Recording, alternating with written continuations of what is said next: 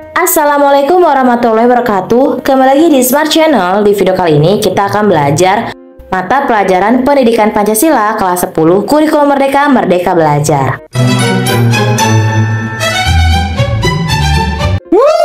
Materi yang akan kita bahas yaitu Bhinneka Tunggal Ika. Tujuan pembelajaran yaitu peserta didik diharapkan mampu menjelaskan keberagaman dalam bingkai Bhinneka Tunggal Ika, menguraikan kerjasama dalam kehidupan bermasyarakat, dan menguraikan gotong royong dalam kehidupan bermasyarakat. A. Keberagaman dalam bingkai Bhinneka Tunggal Ika. Sejarah tentang semboyan Bhinneka Tunggal Ika tidak akan lepas dari lambang negara kita, yaitu Garuda Pancasila. Pada pasal 1 Peraturan Pemerintah Republik Indonesia atau PP nomor 66 tahun 1951 dijelaskan mengenai 3 bagian yang terdapat dalam lambang negara. 3 bagian yang terdapat dalam lambang negara. Burung Garuda yang menengok dengan kepala lurus ke sebelah kanannya. Perisai berupa jantung yang digantung dengan rantai pada leher Garuda. Semboyan ditulis di atas pita yang dicengkram oleh Garuda. Wilayah negara Indonesia terbentang dari Sabang sampai Merauke dengan ribuan pulau yang tersebar.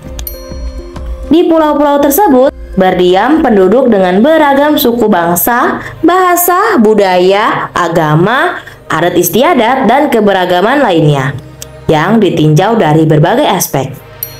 Suku bangsa adalah sekelompok manusia yang terikat oleh kesadaran oleh identitas kesatuan kebudayaan. Menurut Konjaraningrat dalam bukunya Manusia dan Kebudayaan di Indonesia, suku bangsa adalah kesatuan hidup atau sekelompok manusia yang memiliki sistem interaksi, norma, kontinuitas, dan identitas yang sama dan mempersatukan setiap anggotanya. Keberagaman suku di Indonesia juga mempengaruhi kebudayaan masyarakatnya. Apa itu kebudayaan? Budaya berasal dari bahasa Sanskerta, yaitu budaya, yang merupakan bentuk jamak dari budi, yang berarti budi dan akal. Kebudayaan adalah segala kegiatan manusia dalam mengolah alam. Di dalam kebudayaan ini terdapat unsur-unsur universal seperti berikut: sistem mata pencarian, sistem teknologi, bahasa, kesenian, sistem pengetahuan, dan religi. Sistem mata pencarian. Di Pulau Sumatera, masyarakat banyak menggantungkan hidupnya dari hasil perkebunan seperti kakao, karet, dan kelapa sawit.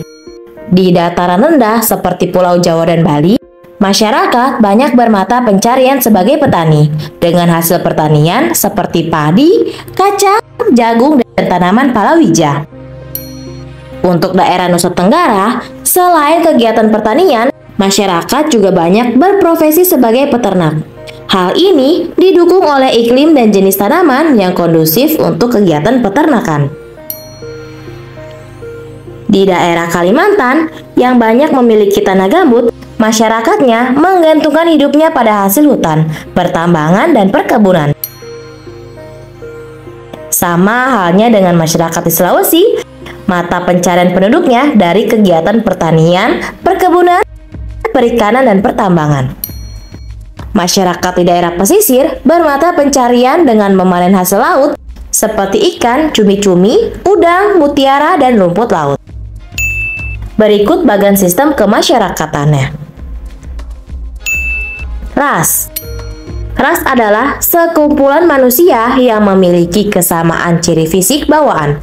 Masyarakat Indonesia terdiri dari berbagai ras yang membuat mereka memiliki perbedaan bentuk fisik seperti warna kulit, postur tubuh, dan jenis rambut. Keberagaman ini disebabkan oleh banyaknya bangsa luar yang masuk ke Indonesia.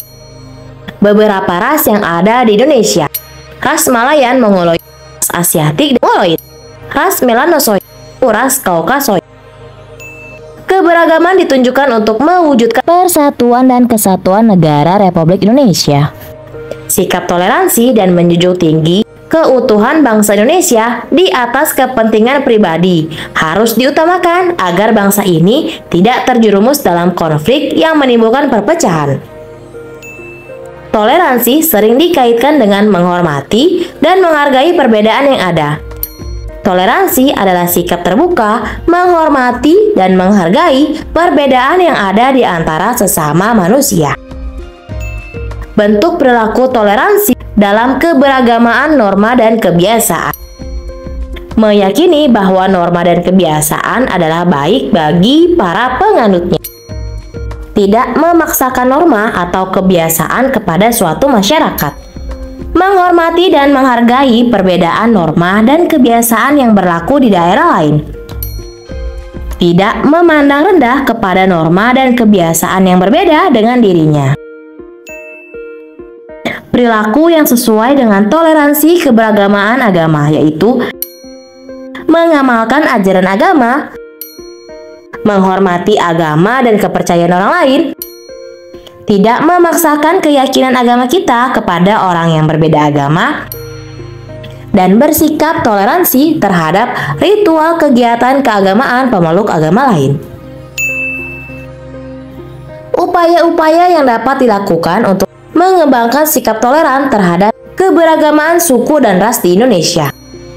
Mau bekerja sama dengan orang suku dan ras lainnya. Mengakui persamaan derajat suku dan ras yang berbeda dengan kita. Menjunjung semangat nilai-nilai persatuan dan kemanusiaan. Melaksanakan hak dan kewajiban yang sama dengan orang dari suku dan ras yang lainnya. Upaya-upaya yang dapat dilakukan untuk mengembangkan sikap toleransi terhadap keberagamaan antar golongan. Menghargai golongan-golongan lain.